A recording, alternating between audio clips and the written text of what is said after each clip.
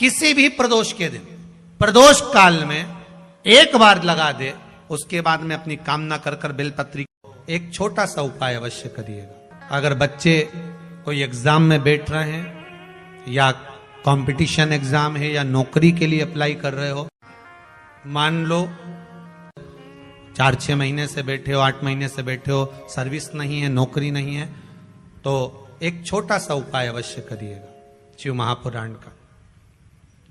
महाराज बेलपत्री के पेड़ के नीचे विराजमान होकर, बेलपत्री के पेड़ के नीचे जिसको नौकरी के लिए या एग्जाम में बैठ रहा है वो जल चढ़ाए, बेलपत्री के पेड़ के नीचे थोड़ा सा दूध चढ़ाए, फिर जल चढ़ाए और अपने राइट भाग में घी का दिया और अपने लेफ्ट भाग में तेल का दिया। किसी भी प्रदोष के दिन, प्रदोष काल में एक बार लगा दे, उसके बाद में अपनी कामना कर कर बेलपत्री के पेड़ के नीचे धोख लगाकर प्रणाम कर कर आ जाए और चले जाए इंटरव्यू के लिए, बाबा उत्तीर्ण करा ही देगा, नौकरी दिलाए।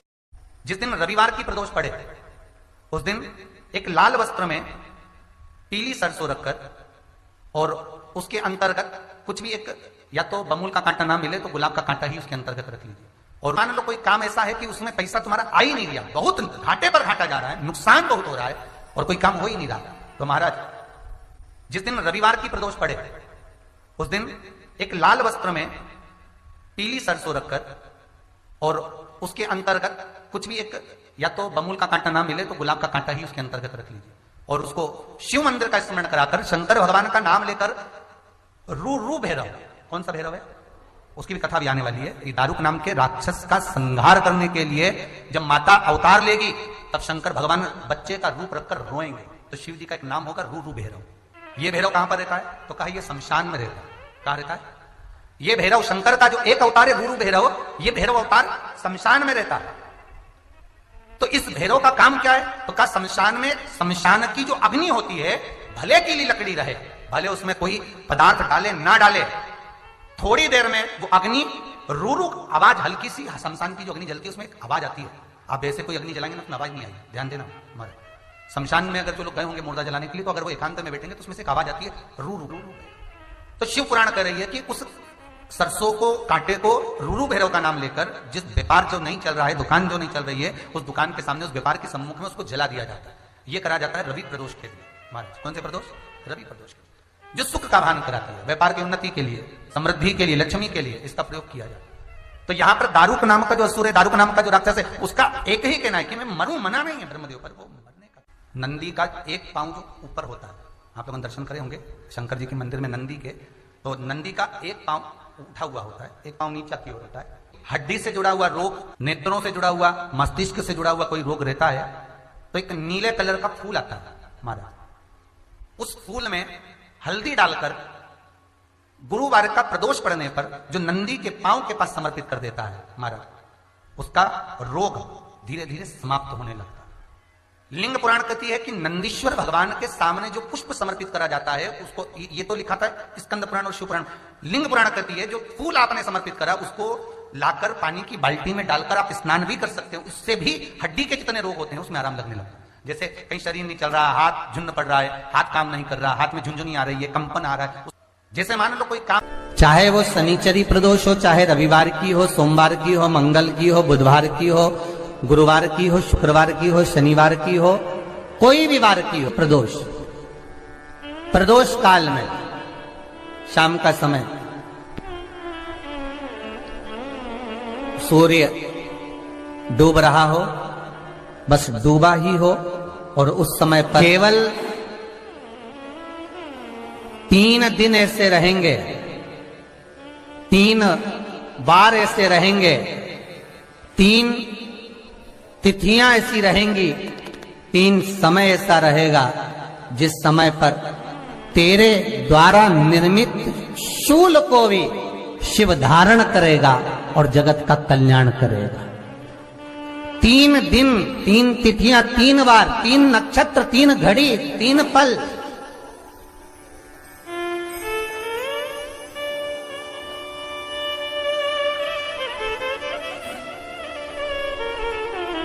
जिसमें बाबा शूल भी धारण करते हैं, और शूल अकेले धारण नहीं करते महाराज, जो धतूरा होता है ना, दर्शन करें धतूरे के, कांटे कांटे सा होता है धतूरा, तो वो धतूरे के साथ में बाबा शूल धारण करते हैं, बेलपत्री के शूल को। ये बहुत बहुत आनंदमय कथा है महाराज जी, जिसके जीवन में हमेशा कांटे ही मिले हैं। बेटी बड़ी हुई तो घर में मायके में दुख देखा, और मायके से गई ससुराल में तो ससुराल में दुख देखा। ससुराल में भी दुख देखने के बाद में भी पति को बहुत कुछ काम खुलवाया, बहुत धंधे खुलवाए, नौकरी लगवाई, पर वो पति बार बार छोड़ कर आ गया, बार बार तकलीफ भोग रहा है, बार बार कष्ट भोग रहा है।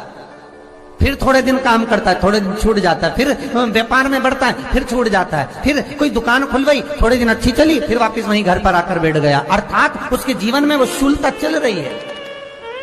तो बाबा देवाधिदेव महादेव कहते हैं, ये 3 घड़ी, 3 पल, 3 नक्षत्र, 3 समय, 3 दिन में जो शूल मुझे समर्पित करता है, उसके जीवन से मैं शूल हटा देता हूं। वो 3 दिन लिखे स्कंद पुराण।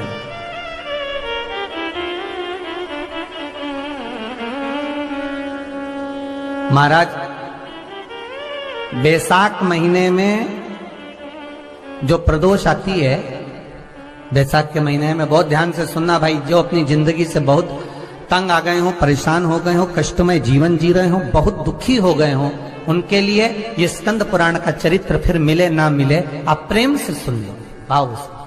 पहला, चाहे वो शनिचरी प्रदोष हो, चाहे रविवार की हो, सोमवार की हो, मंगल की हो, बुधवार की हो, गुरुवार की हो, शुक्रवार की हो, शनिवार की हो, कोई भी वार की हो प्रदोष।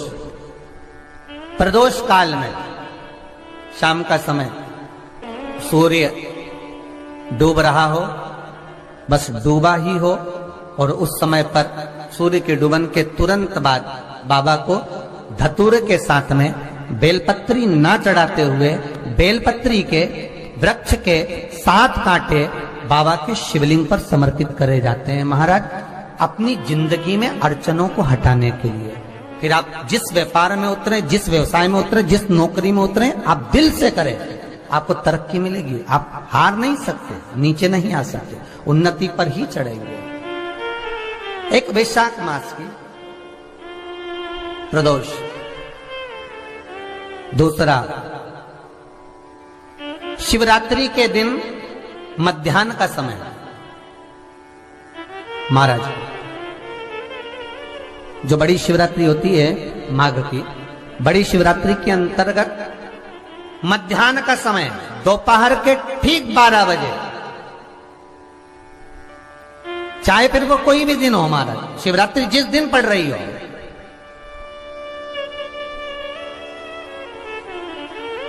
उस दिन भी धतूरे के साथ बाबा को 7 कांटे बेलपत्री के वृक्ष के समर्पित होते हैं महाराज। इसमें आप ये वाले जो कांटे हैं, जो शिवरात्रि के दोपहर 12 बजे वाले हैं, अगर कोई मदिरा पीने वाला हो, व्यसन में डूबने वाला हो, कोई जुआ खेलने वाला हो, कोई गलत वैश्यावृत्ति करने वाला, या अपने मार्ग से विचलित कोई व्यक्ति है, उसके लिए भी ये कांटे बहुत काम आते हैं महाराज। दूसरा, पार्वती तेरे द्वारा तेरे नयन अश्रु से जो प्रगटा हुआ बेल का वृक्ष है, द्वितीय शूल मैं वहां धारण करता हूं, तृतीय शूल, तीसरा शूल जो वर्णन करा गया महाराज। भगवान श्रावण के महीने में, श्रावण के महीने में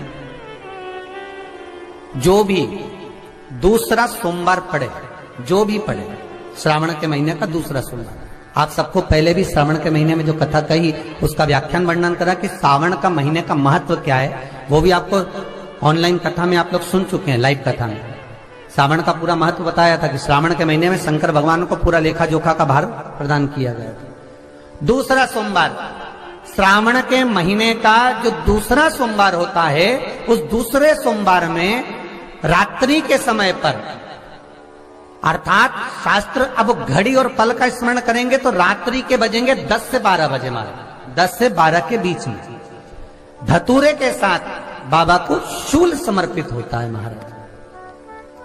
ये भी हमारी बाधाओं को, हमारी तकलीफों को, व्यापार व्यवसाय के लिए, नौकरी सर्विस के लिए, बहुत सारे एग्जाम में आप बैठ लिए, गवर्नमेंट एग्जाम के लिए बैठ लिए, नहीं हो रहा, ये 3 बार मेरे शंकर को बेलपत्री के वृक्ष के शूल समर्पित होते हैं, उसका आनंद पाना। मेरी जीजियों, दो चीजें बड़ा स्मरण में रखिएगा। एक, बैसाख महीने में मट्टी के पात्र का जल। अभी अभी क्या चल रहा है? फागुन। अभी क्या चल रहा है? फागुन। जब बैसाख का महीना आए ना,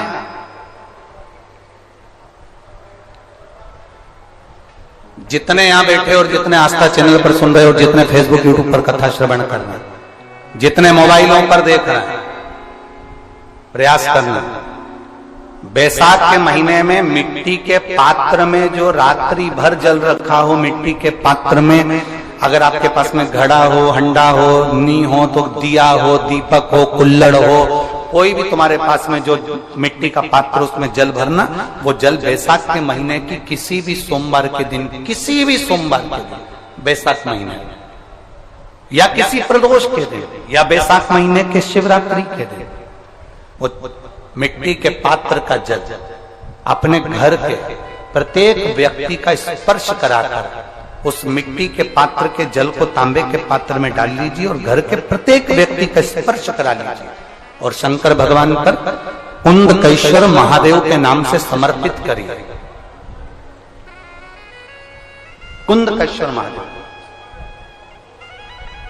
कभी जीवन में पीछे पलट कर देखने की जरूरत नहीं पड़ेगी, आप उन्नति की सीढ़ी की ओर बढ़ते चले जाओगे। बैसाख महीने में मट्टी के पात्र का जल भगवान शंकर को समर्पित होना चाहिए। उसका सुख हमारे जीवन को एक आनंद फल प्रदान। जिसे कहते हैं ना, कोई अच्छा मिले ना मिले, धन मिलने से कोई भाग्यशाली नहीं होता।